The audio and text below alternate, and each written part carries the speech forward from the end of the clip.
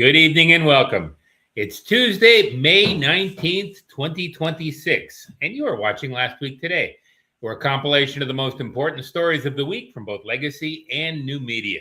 My name is Chuck Black, and my partner in crime, as always, is Richard Gagnon. Richard, how you doing? Doing great. Always, as always. As always, is it raining out where you are? It's overcast. I don't know if it's raining yet. I don't think it is. But yeah, there's water coming down.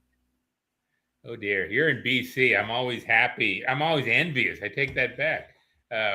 When I get a weather report from out there, how warm is it today? It's just probably around 12 degrees right now. That's not bad. Northern Ontario, where I am, is about the same temperature today.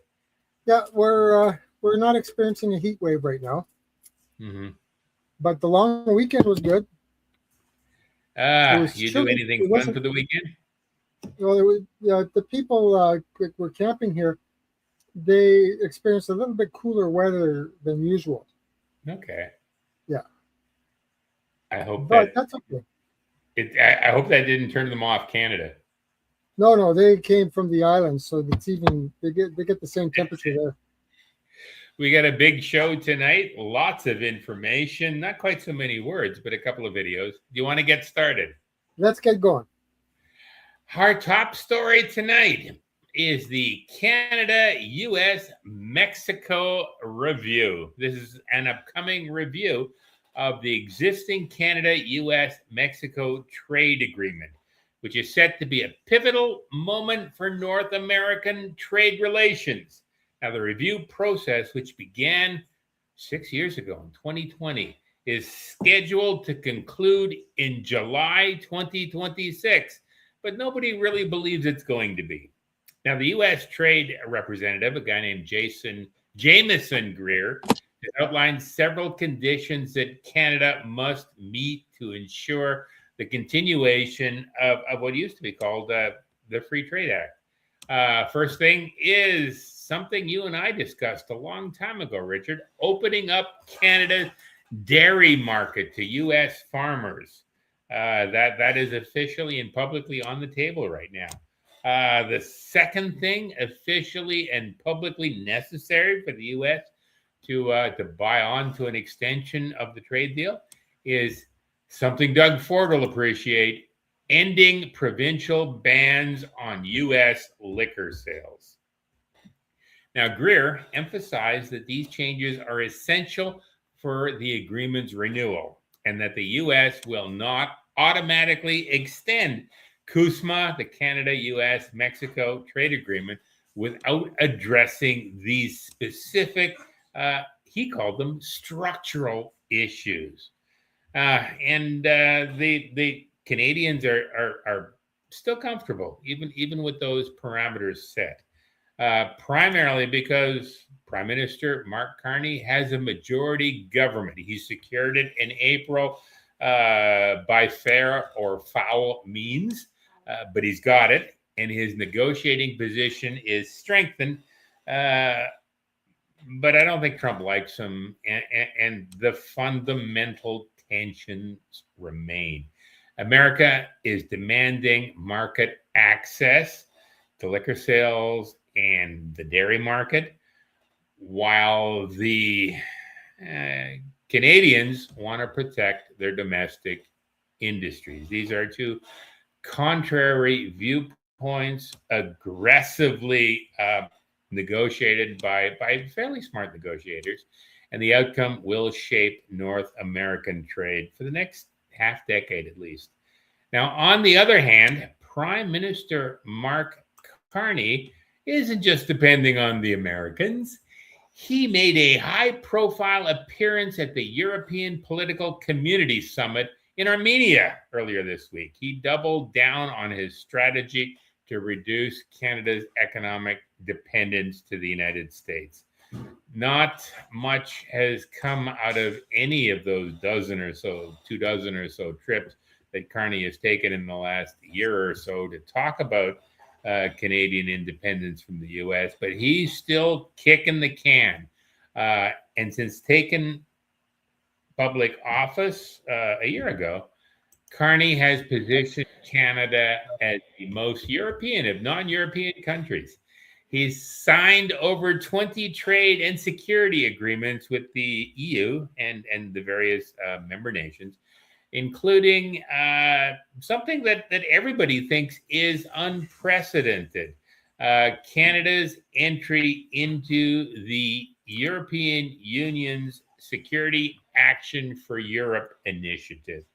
And Canada evidently is the first non-European nation to do this. This brings us under the banner of the EU armed forces. It obviously is an initiative to move us away from the Americans.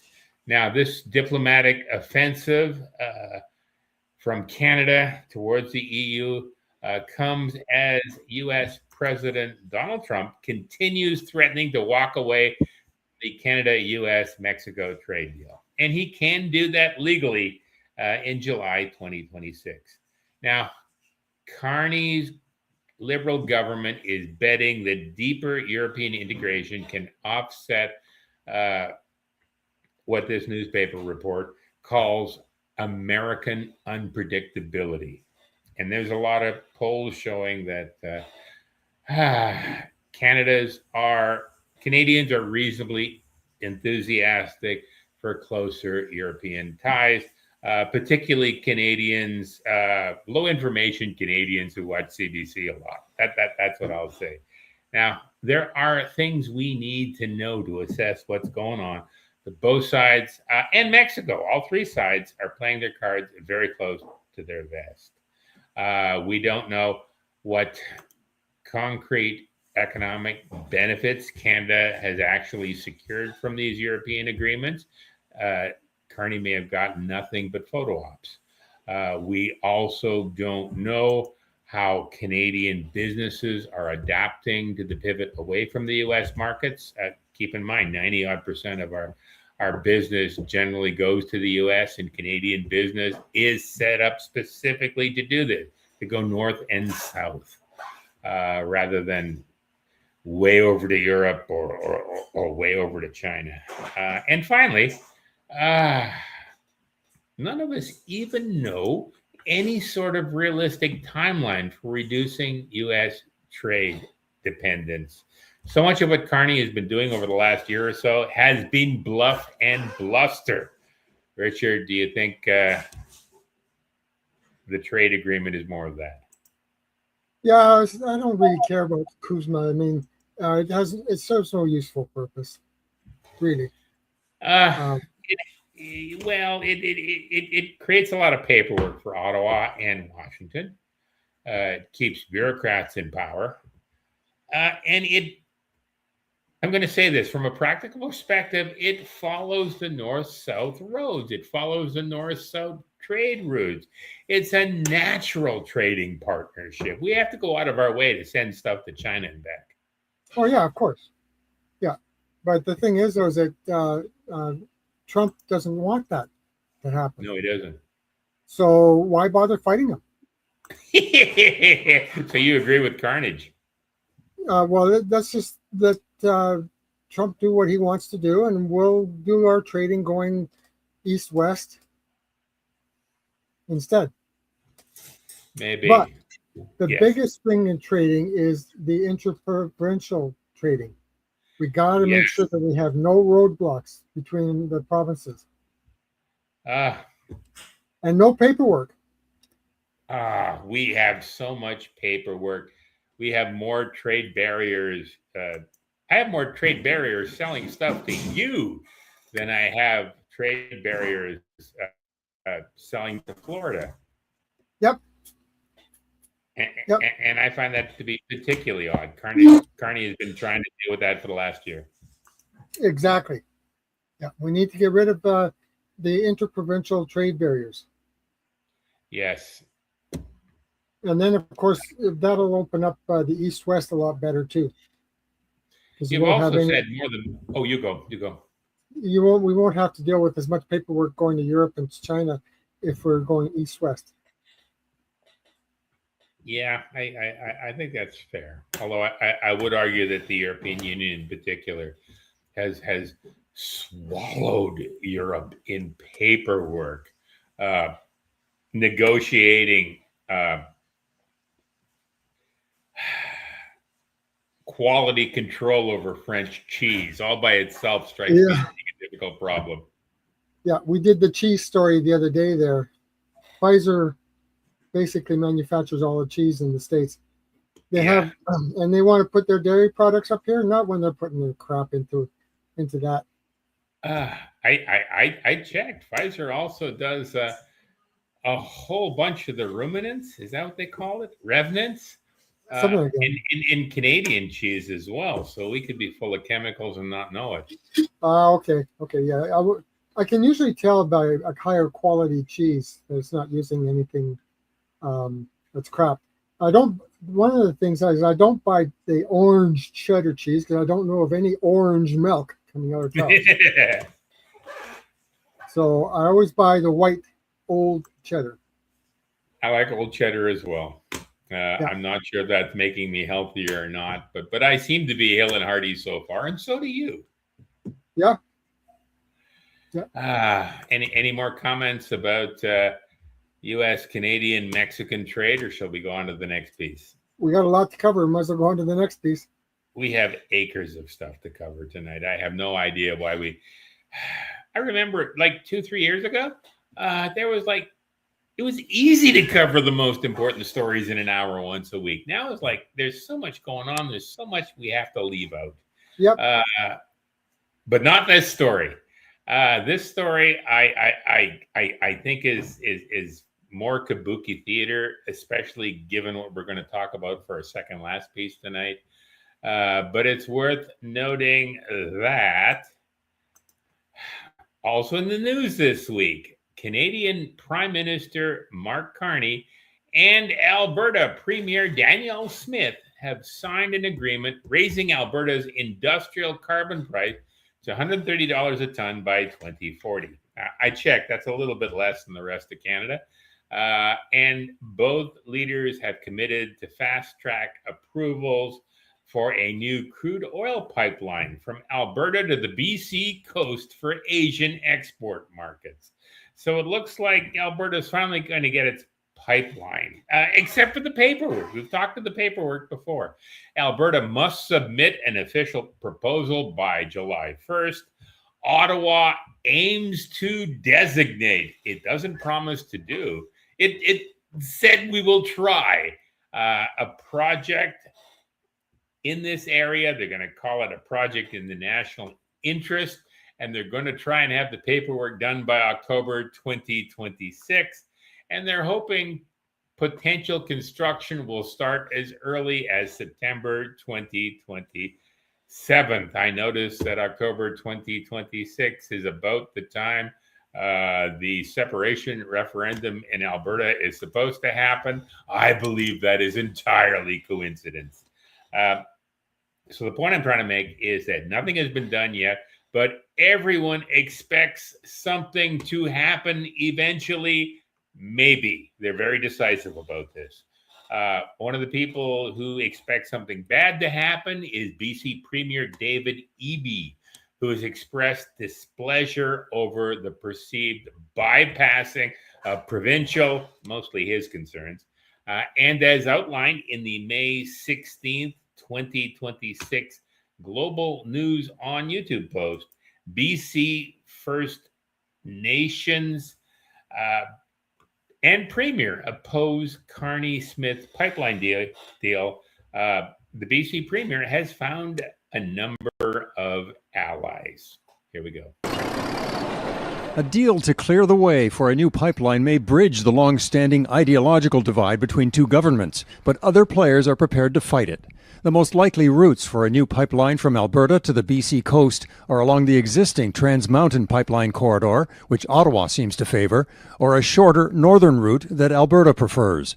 An alliance of coastal First Nations says this is what they're trying to protect: the land, the water, as well as their culture and inherent rights. They will oppose a pipeline in the courts if necessary. We've been here for well over 14,000 years looking after our lands and waters and have a responsibility to care for that. And pass it to the future generations. To some, there is a climate irony. A region that is home to oil production and pipelines is also very susceptible to wildfires. Environmentalists say the agreement pushes into the future what's needed to address a growing climate crisis now. There's going to be more greenhouse gas pollution going into the atmosphere, and that's going to cause more frequent and severe wildfires, floods, heat waves. It's a dismaying result in terms of climate policy in Canada, and all Canadians are going to eventually pay the price for this. The agreement marks a distinct shift from the previous Liberal government. The Carney government now has a majority, squeezing out the recent influence of the political left. The NDP may have fewer voices, but its new leader believes Carney, while popular, is being short-sighted. I hope that Canadians will start to revisit these plans. But politics isn't only about like a popularity contest and trying to get short-term bumps in the polls. Politics is about putting forward a vision for what kind of country we want to be. Lewis and many environmentalists believe Canadians are nervous about Donald Trump and the economy, but will come around to the urgency on climate as global warming inevitably gets worse. Eric Sorensen, Global News, Toronto. I got to say, Richard, this is pretty obviously biased propaganda from Global. The climate change concerns, the highlighting of the new NDP leader, talking about ignoring short-term concerns in favor of long-term catastrophe. I don't like this, but it is essentially how the media is playing this. Online, they're a little more nice. Some people call this a pragmatic compromise. They talk about how it could boost jobs and revenue. But everyone says this could reignite debate over environmental cost, Indigenous consultation, and interprovincial tension. And I'd hate to dismiss the economic and political power of Indigenous nations in Canada. We are going to get back to that a little bit later in this show tonight. And we've talked about this many times before about the situation on the lower BC mainland, where entire large communities in Vancouver are subject to native law nowadays because of how the government's working. My theory is that just like anything else related to governments in Canada, this project could be postponed indefinitely or canceled. What do you think? They'll keep on having delays and stalls and everything else. It's typical. This is what they did before. Yeah. So why bother? I mean, they're just wasting time and money. Of course, they're making it look like they're doing something, but they're not doing anything at all. So people wake up, realize that they're doing diddly squat. There is a lot of kabuki theater going on this week in Canada. I'm a little bit shocked at the amount of what's going on. Yep. But you know, it's nice to watch the news. Then you can pretend you're informed, and you don't have to do anything. The future of Canada, the future of our civilization, is dependent on the unreasonable people who insist on doing something to fix a problem. Hopefully, there's a few of those in the audience tonight. Yeah. Let's hope. Yeah. Shall we go on to our next piece? Absolutely. This one is, I think, our weekly Donald Trump piece. Yes.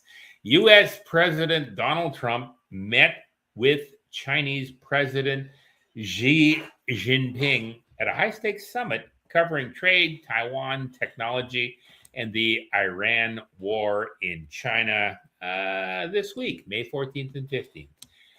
Deals made were not heavily publicized, which is odd because there must have been 12.5 retainers, including Elon Musk and a whole bunch of big American billionaires looking to sell things or make deals with the Chinese. But there seems to be only modest commercial commitments and limited breakthroughs on strategic issues. on the other side, Xi did what he usually does. He warned against favoring Taiwan, while the U.S. president sought Chinese help on Iran and the Straits of Hormuz. It's well known that the Iranian government depends on the Chinese oil trade in order to keep its coffers full and preserve its ability to make new rockets. But to be fair, the day after Trump and his entourage left China, Russian President Vladimir Putin visited Beijing. And everybody agrees that visit reinforced Russia-China ties. So right now, America is the odd man out. Now, this encounter between Trump and his huge entourage, mentioned in the title of this piece, but not included in the photograph. So maybe the entourage was hiding. They didn't want to be noticed. But anyway, the difference between Trump and the Chinese leaders shapes the world's most critical bilateral relationship. That's China and the U.S. It's not China and Canada. They're both great powers. They are both competing militarily and economically. And they both have stakes in the Middle East right now. And what's going on with Trump and Putin and Xi affects global supply chains, security alliances, energy flows. This is something Canadians should know about, but mostly we don't. Everything has been kept secret. And Richard, is this another example of kabuki theater? Have I wasted all my time and effort doing bad stories this week? Yeah, everybody wants to see me, look at me. You know, that's what they're doing. They all want to be showing that they're doing something, but they're not doing anything. Come on now. A lot of them are taking our money. Yeah, I think the head of Apple was there. I think the Elon Musk was there. Don't get me wrong. I like him when he builds rockets. And I know he's trying to get back some of his manufacturing capacity. He's trying to do deals for the chips and the rare earths he needs to build out all of those ugly data centers that seem to be everywhere. And of course, all of those things can be made on this continent, but we have these idiot environmentalists who keep on putting up all these roadblocks to prevent people from being able to economically build the factories to do that here. Yeah, I agree with that. Even though Carney is moving away from the climate crisis, even though the climate crisis was essentially debunked something like 15 years ago in some European university that let their private emails about their climate change concerns out on public, and just even though none of their data has ever been independently supported, even though 30 years ago they were saying that the climate crisis, we're all going to be boiling in 10 years, and they had no data to support it. Yeah, no data to support it. They were able to use the words to put fear in the population. Yeah, and organizations like the Chinese government, the George Soros Foundation, threw a lot of money at scientists in order to write papers reinforcing those bogus conclusions. Right, exactly. And it was all lies. It was all based on lies. Yeah. And so now they all spend their time traveling around and trying to make deals and setting up their own personal world governments. China wants to be head of the world government. The U.S. wants to be head of the world government. I think Iran wants to be head of the world government. And definitely Israel wants to be the head of their own world government. Yes. So yes. I don't know where this is going, but right now,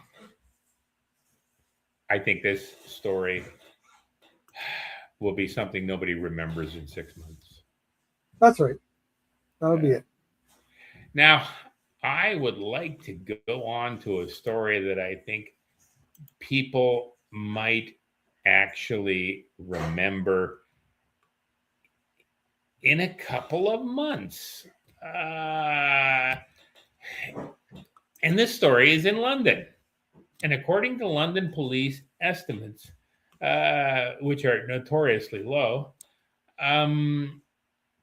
60,000 people came to London a couple days back on Friday for a Saturday march in the latest of a series of ongoing rallies organized by UK-based activist and Rebel News contributor Tommy Robinson. And the neat thing is that as outlined in the May 16th CBS News post, thousands hit London streets for Unite the Kingdom March organized by far-right activist Tommy Robinson. The good thing is that Tommy Robinson isn't really far-right. He's just hoping that the government of Keir Starmer will follow through on its promises. The party Reform UK that won the most seats in local elections a week and a half ago. The newspapers also call far right, and they aren't far right either. Nigel Farage is kind of a wimpy 90s liberal. But according to this story, police estimated that around 60,000 people attended the United Kingdom March, making it one of the largest right-wing mobilizations seen in Britain in recent years, although smaller than a similar Robinson-led rally last September. But an awful lot of others disagree. Most notably, the May 18th Alex Jones live post. Alex Jones I like. He's got a whole new station. He's up and about. I want to publish him. He wrote, in special report, the UK awakens, his estimate of the crowd congregating on the streets of London. And he said there were several million people, according to the videos that were taken, the estimates of how long the lines were, and just something that I used to do 5 years ago, setting up a camera in the middle of the street and tracking the people who go by. Now, according to Jones in his post, millions of UK citizens are standing up to the foreign invasion of their country and the tyrannical globalist policies of Prime Minister Keir Starmer. And here's a short video of Tommy Robinson taken on May 16th with a couple of wide shots showing how many people were in front of him and behind him. We're on the march. We're walking up towards Trafalgar Square. The crowd's gone. Parliament Square's already full. The crowd's stretched from here to Euston Station, apparently, which is miles. Okay? And miles. This is the biggest event in British history. This is the moment, a turning point for Britain, a message to the leaders. Britain's ready for the fight. All right? People are up. We're awake. And we're not going to back down. We want our country back. Now, Independents estimated that line with all those people tightly packed together was between 5 and 10 miles long. That legitimately gives a protest size of about 1 million people. Independent commentators said there was a similar amount, about 1 million people at that similar Robinson-led rally last September that was referenced in the CBS News. And I think it's interesting. People in the UK have been protesting the government for multiple overlapping reasons for the last several years. These reasons are largely tied to political dissatisfaction, economic pressures, cost of living rises, and tensions around foreign policy, immigration, and public order. And I would also argue that public frustration with UK Prime Minister Keir Starmer's government has grown due to policy U-turns, scandals, and internal policy turmoil. So, Richard, I hope that's Keir Starmer on the phone. No, just a credit card order I did. Did what? Just a credit card order I did. That's what you get for being too affluent. You should be starving and protesting. Yeah, What do you think of the That's, I mean, that's interesting that the UK is way behind in their protests. They should have been doing this 2 years ago or 3 years ago. But they're just starting now to wake up and get out there and do something. Yeah, they tried. They tried. I think it was 2.5, 3 years ago to throw the bums out legitimately and politically. And the Conservatives were indeed turfed out. And Keir Starmer promised a whole set of new policies, a lot of things that the public liked. He promised to reduce immigration. He promised to rein in all the social justice warriors. He promised to do a whole bunch of things. And all those things, he performed a complete U-turn about within a month or so of getting into office. Yep. So I don't know where to go here, huh? He changed his direction completely when he got in. Yeah. I included this post because one of the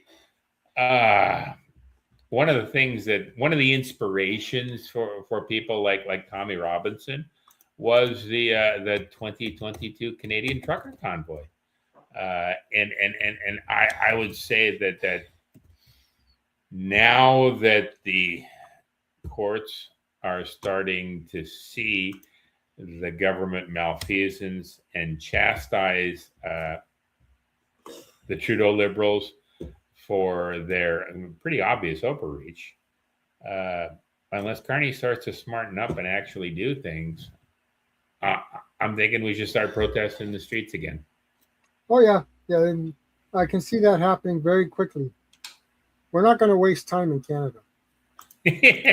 I hope so. So many things have happened, and so many of us have really mellowed out since the trucker country, since the trucker convoy. My words aren't working today. Since the trucker convoy opened up the stores and shut down the government overreach. Yep. So, exactly. Shall we go on to our next piece? Absolutely.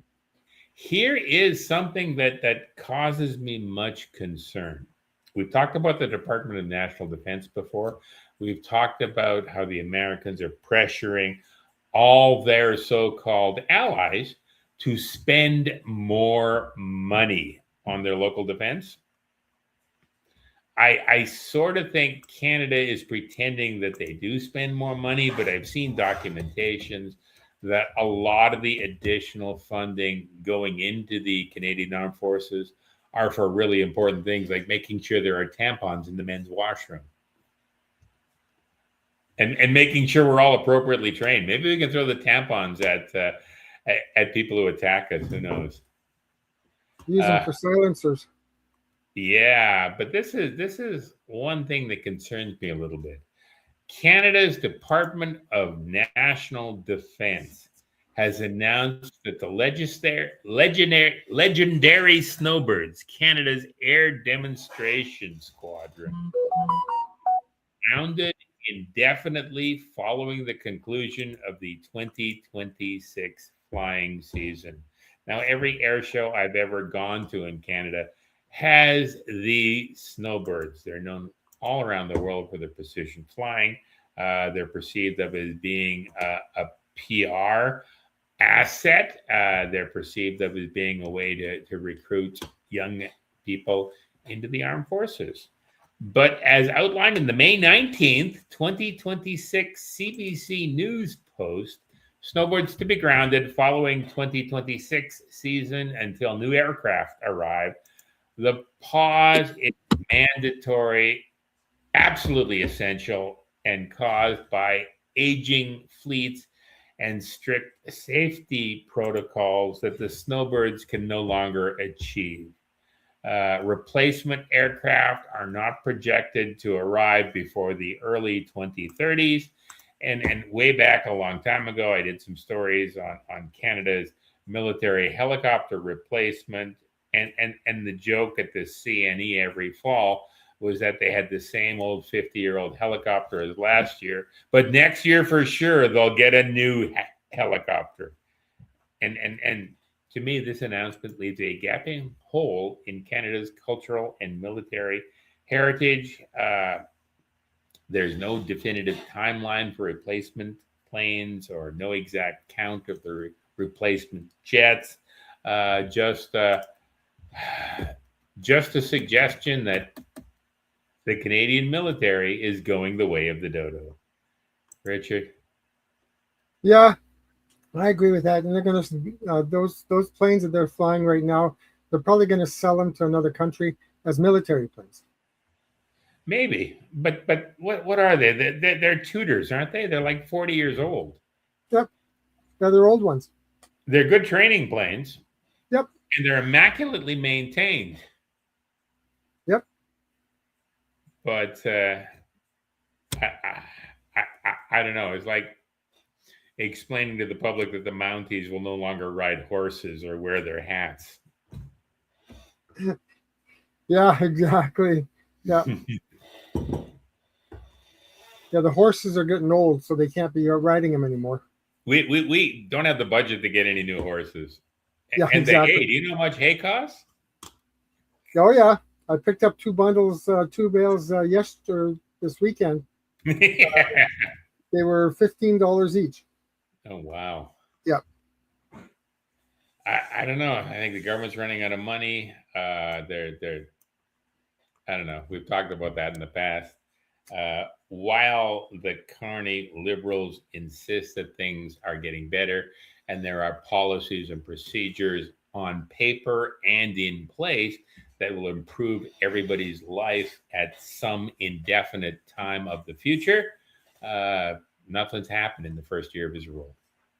Policies and procedures mean nothing. Yeah. How dare you say that? I'm going to throw my Robert's Rules of Order at you. Yeah, well, I know policies and procedures, they're just words that are created just for the sake of satisfying a few people. I agree. At some point, we actually got to do something. Yeah. I know that when you go to a store to return something and they say, oh, our policy is this. Well, that's your policy. I just want to return it. Yeah. Your policy sucks. Do what I want. That's right. That's not what I want. Yeah, exactly. Yeah. Yeah. So I almost missed this story. This is our big story this week, and it illustrates all my concerns about the government of Canada's inability to do anything except issue press releases and have their prime minister travel to fun places. This is a story I'm hoping you can add a little bit of insight to, and I find it, frankly, to be a really, really scary story. But shall we start? Absolutely. A massive legal and political battle has exploded over the Stay Free Alberta independence petition. It is throwing a major wrench into the province's separatist movement and setting up a high-stakes constitutional showdown.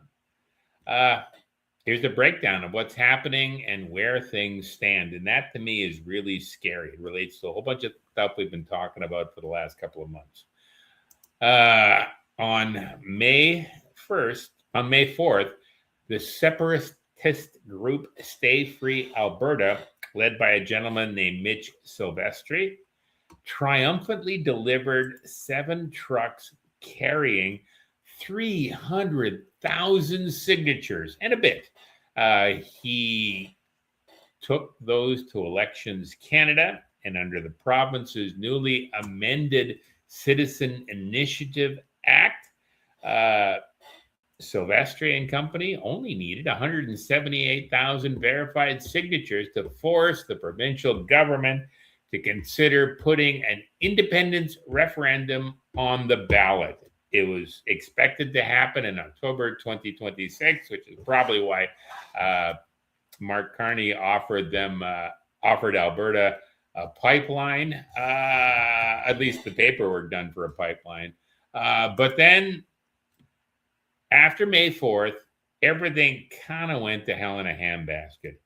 Just days later, on May 13th, Court of King's Bench Justice Shayna Leonard completely destroyed the petition. She removed the petition's approval.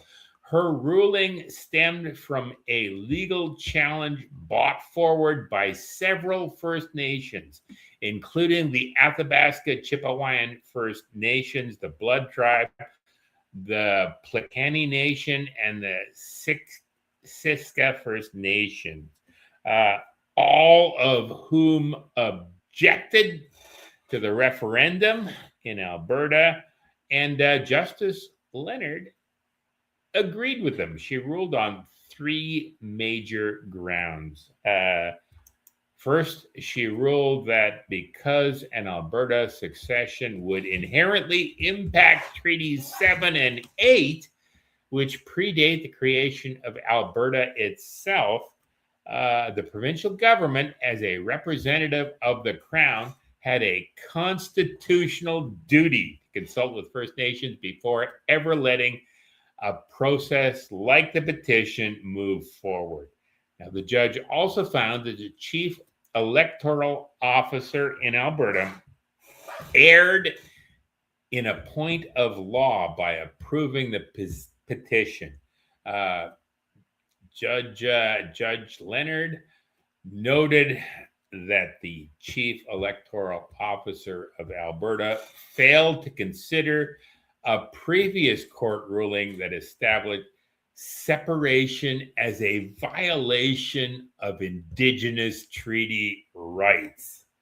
And adding to the petition's woes, their efforts were rocked by recent revelations in May of this month that a separatist-linked group had illegally accessed private election data, prompting a separate investigation by police and election officials.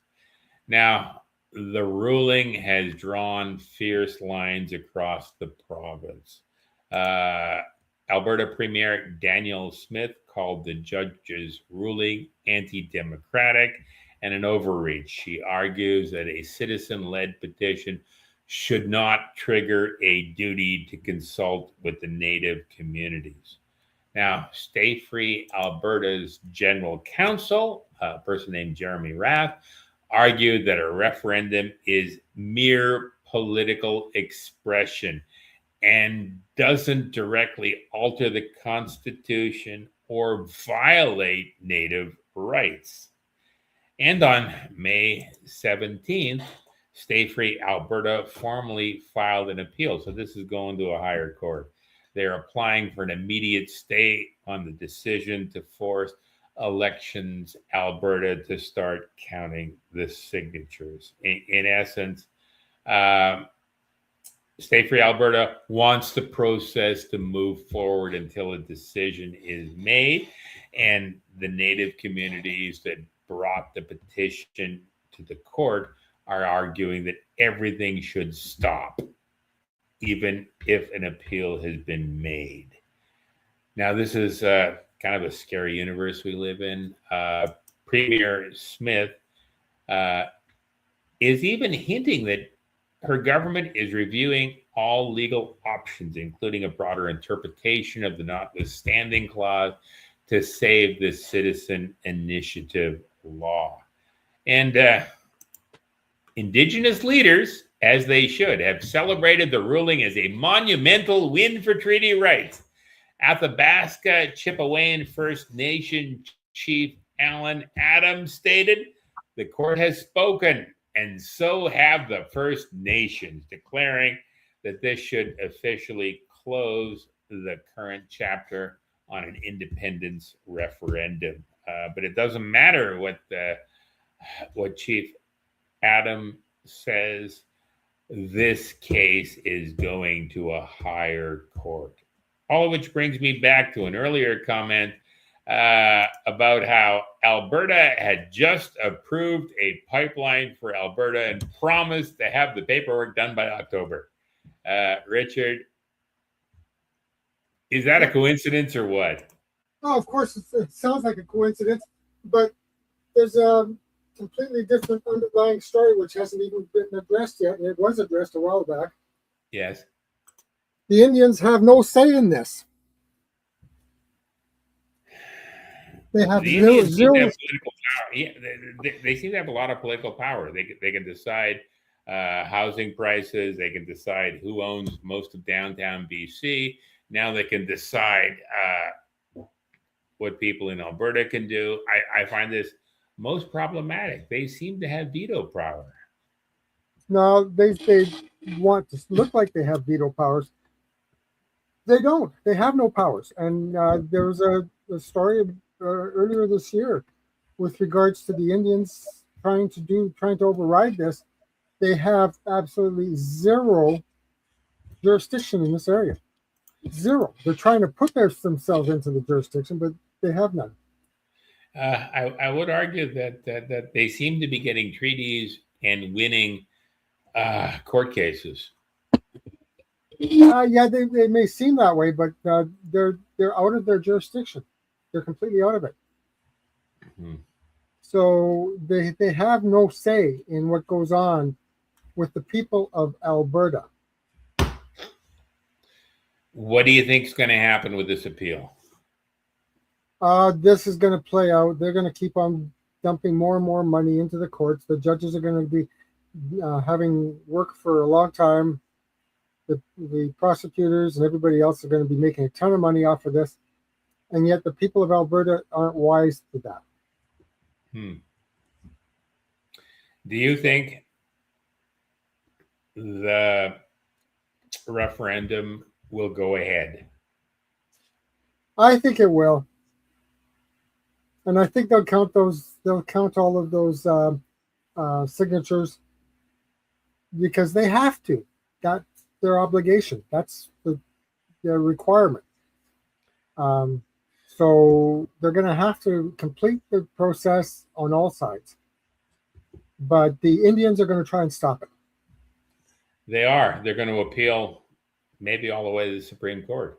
Yeah, but once Alberta says that we're going to be out of Canada, then the Supreme Court has no jurisdiction anymore. But it does until the referendum. And to be fair, it does until after the referendum. The referendum doesn't define the process as I understand it. It just says we all want to leave. Yep, that's basically it. And so it'll be like 20 years before anything else happens. Certainly it will be. Carney will be doing the paperwork for the next pipeline for the next 20 years too.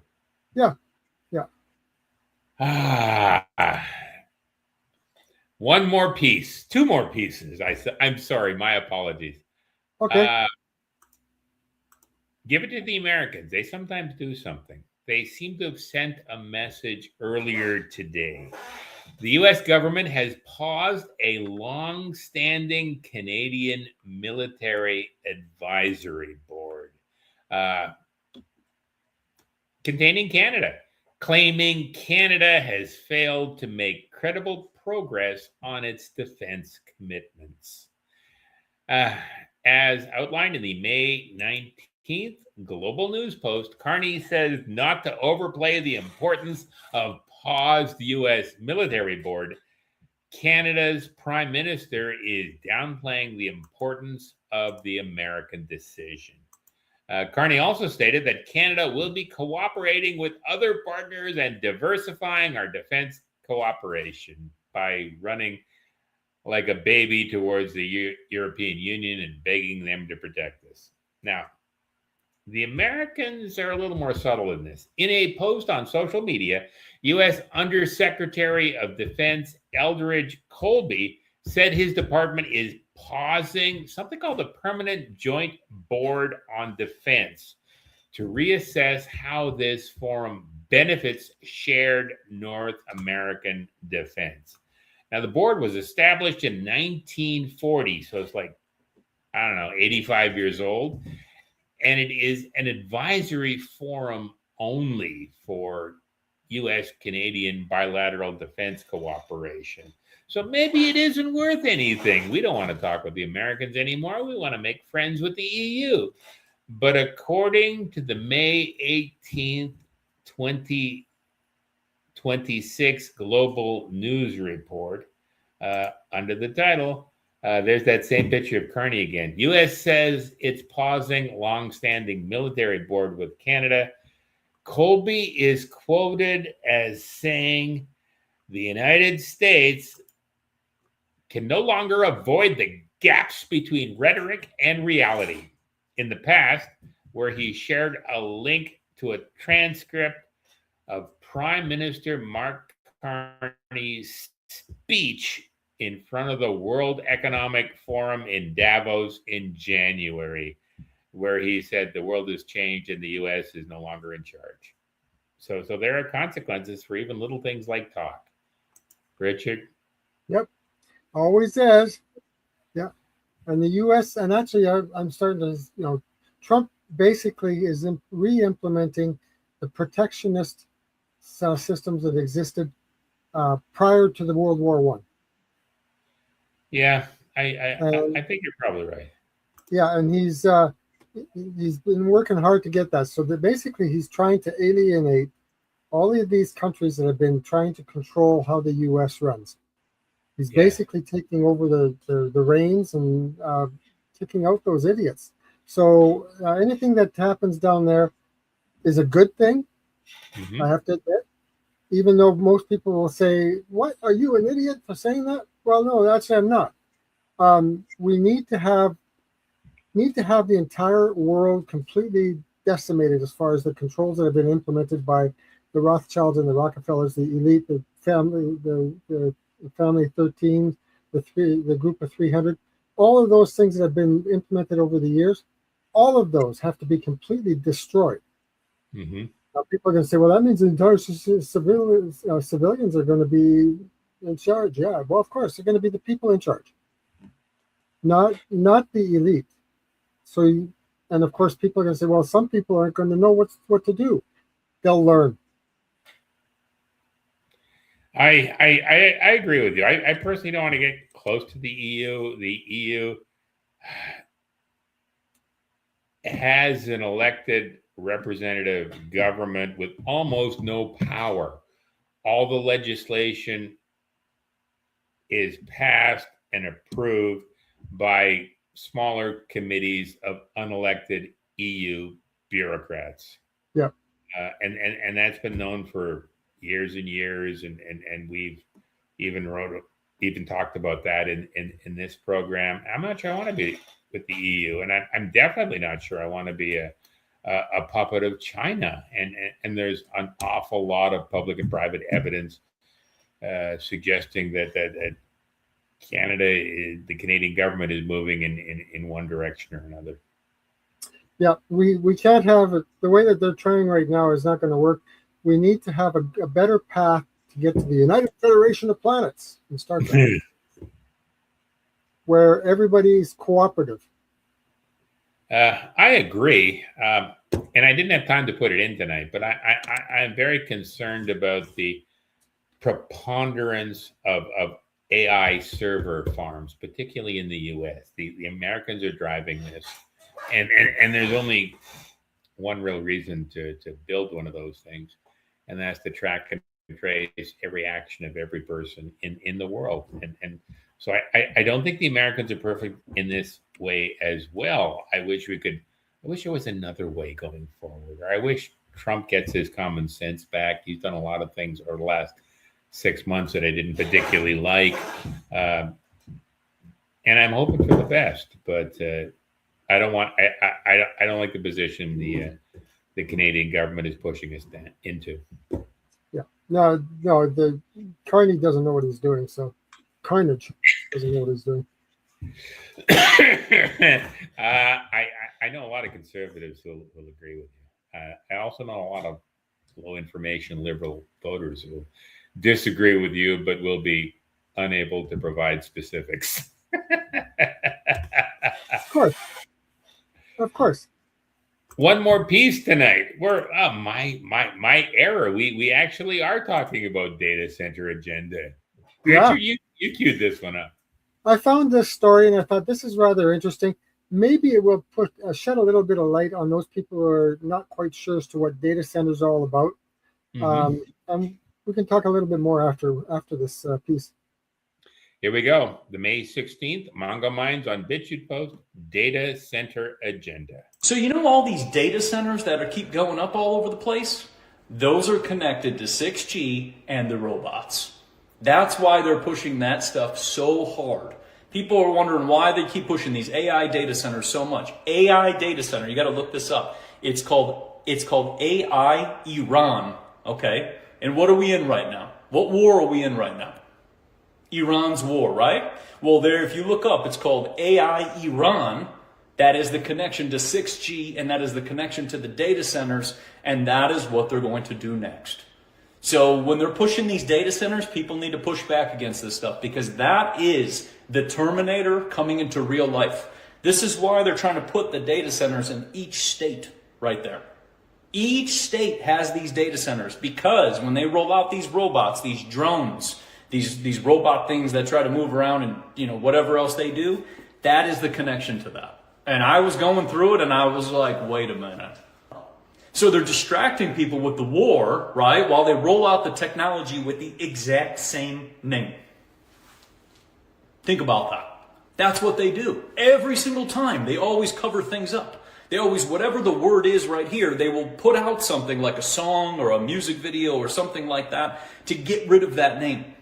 And they've done this with, like, you look up Tesla and you find an electric vehicle now. You don't find Nikola Tesla, you find an electric vehicle.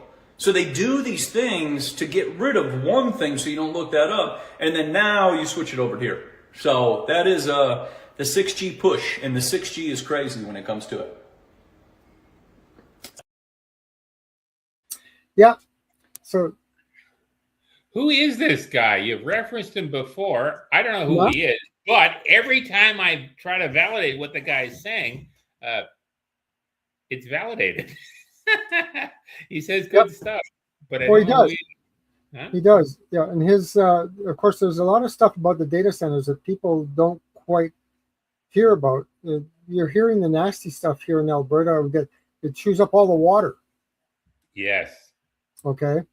And that's true. So, but now they're telling the data center builders to make sure they supply their own water. They supply their own electricity. Mm-hmm. So that way they're in charge. They're going to be required to do that. Now the data centers are trying to say, oh, we'll just use the city water. No, you're not going to be allowed to use that. No, there's no way. I think there's a lot of negotiating going on, but there are 50 data centers planned for Canada outside every major Canadian city, which frightens me a little bit. And even at the best case, even if they are only tracking what we are doing, even if they're only tracking our cars so they can shut them down every time that we do something they don't like, I don't know. That's an awful lot of bandwidth. They do seem to be intending to do something else. Controlling robots, that works for me. So people, I'll give you a little insight on this.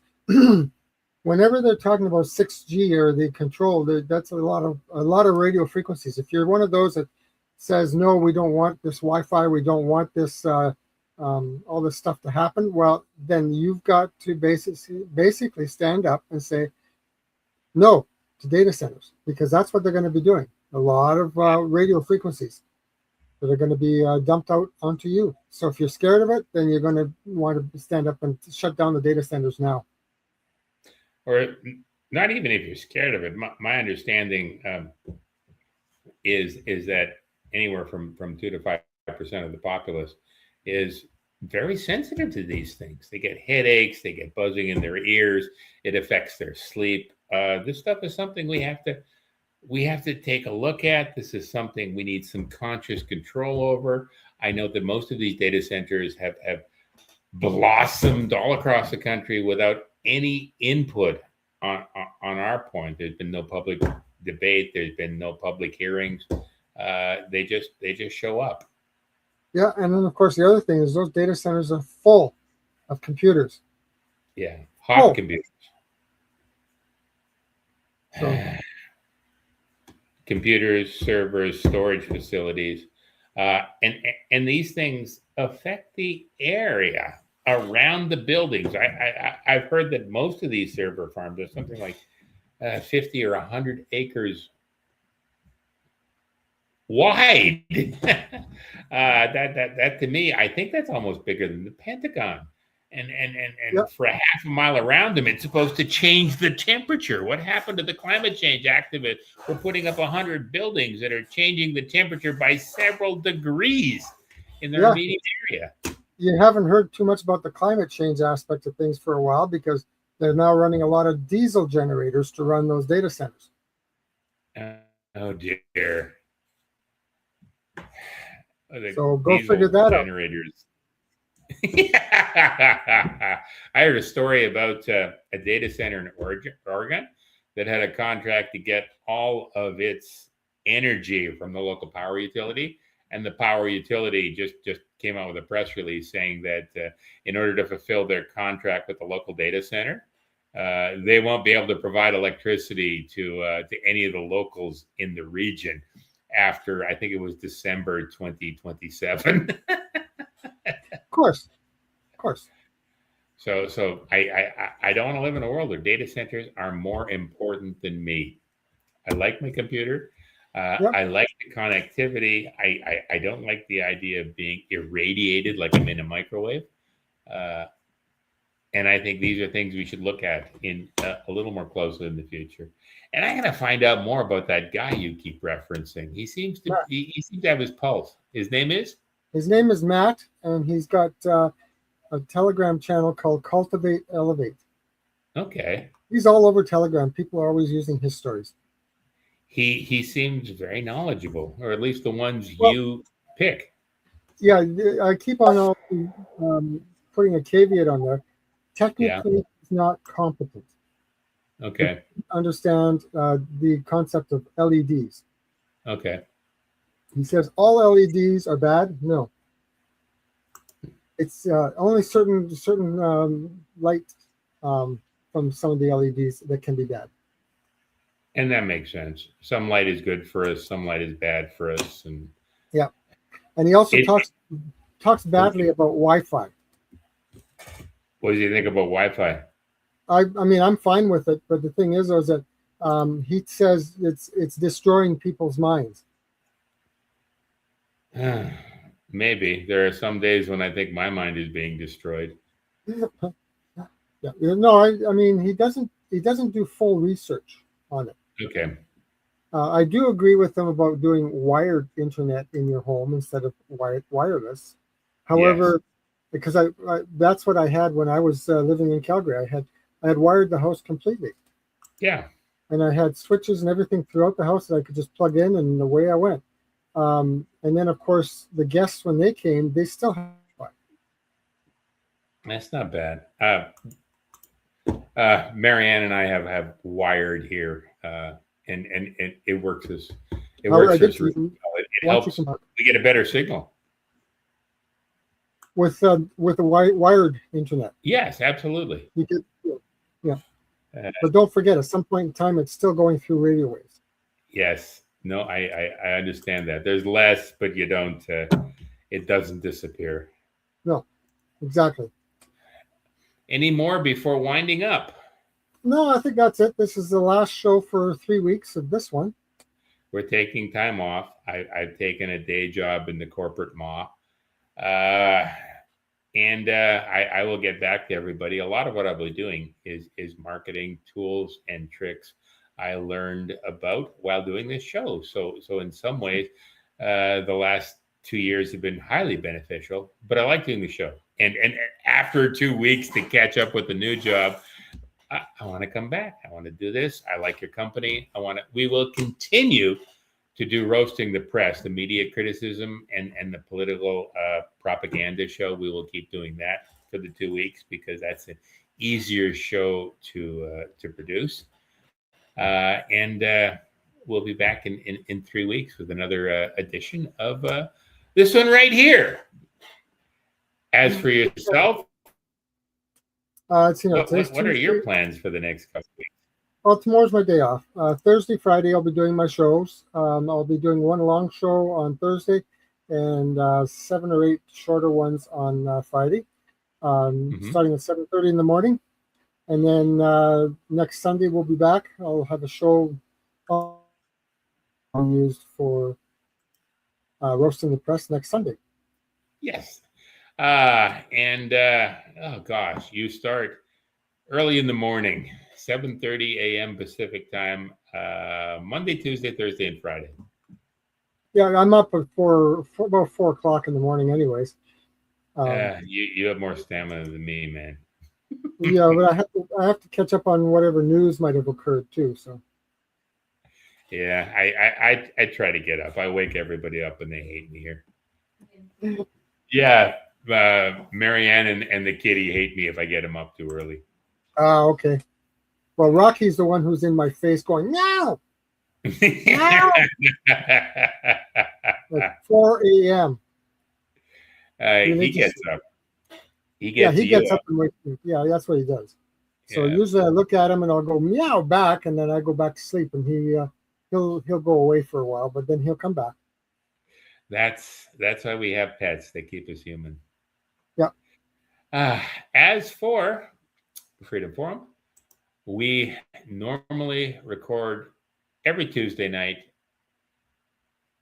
but not next week or the week after.